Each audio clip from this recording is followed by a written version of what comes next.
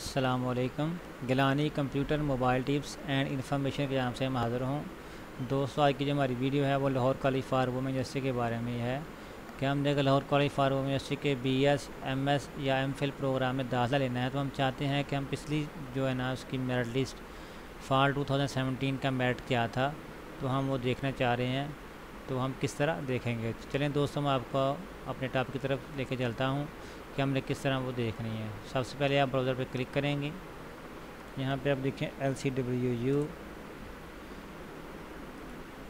Admission 2018, तो आप देख सकते हैं यहाँ पे लास्ट मेरिट लिस्ट है BS सेशन 2017 की। तो इसको आप सेव एज़ कर सकते हैं, डेस्कटॉप पे सेव करें। तो दोस्तों हम इस तरह Lahore college for women university की ये देख सकते हैं आप BS की जो मेरिट लिस्ट है वो हम देख सकते हैं। ये फॉल 2017 की है। ठीक है जी दोस्तों, अगर आपको ये मेरी वीडियो पसंद आई हो तो प्लीज़ आप मेरे चैनल को सब्सक्राइब कीजिएगा, वीडियो को शेयर कीजिएगा, कमेंट कीजिएगा, लाइक कीजिएगा। Thank you for watching this video. अल्लाह आपका हामी नासिर। अस्सलामु अलैकुम वरहमतुल्लाहि।